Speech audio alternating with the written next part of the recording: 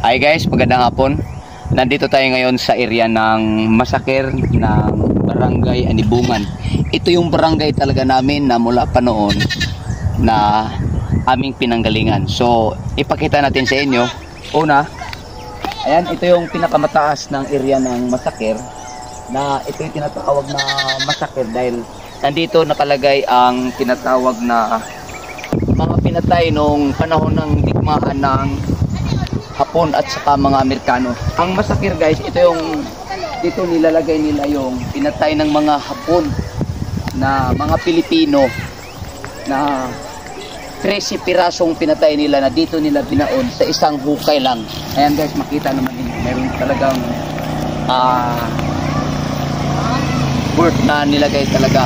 So talagang sinisilibrate to nung panahon nung nagkaroon ng Massacre. So ito tayo guys sa lugar na pinauna ng mga tao.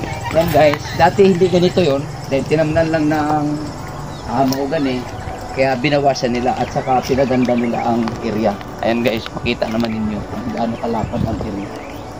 So punta tayo doon sa binauna ng 13 piraso ng mga tao na pinatay nung panahon ng Hapon sa digmaan ng mga Amerikano at mga Hapon.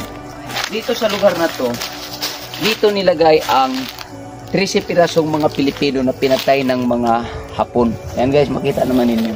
Ayan. Sa panahon ng 1944, October 13. Ayan. Ito, 14 nga palabay, sorry. 14 piraso na mga Pilipino o mga Buholano ang pinatay sa panahon ng digmaan ng mga Amerikano at saka Hapon.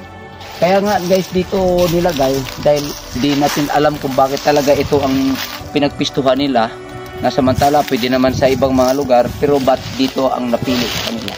Dahil ang barangay ng Anibungan guys, nagmula doon sa baba, yan sa baba na yan, at tataas lang ang kahoy, dati wala naman yan dahil wala namang mga tanim yan, papunta hanggang doon yan, parang guhit ng kalsada ang area ng barangay Anibungan.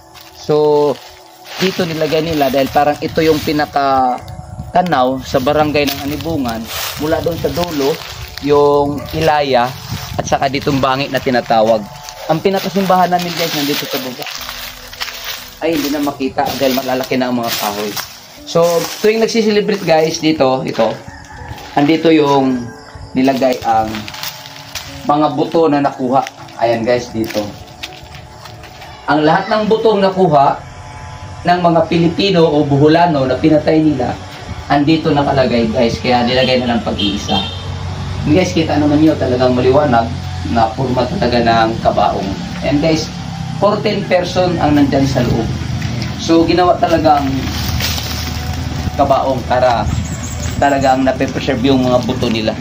And guys, maraming salamat. Sana mayroon kayong nakuhang pulot at aral. Maki-like na lang at maki-share. Maraming salamat. God bless us.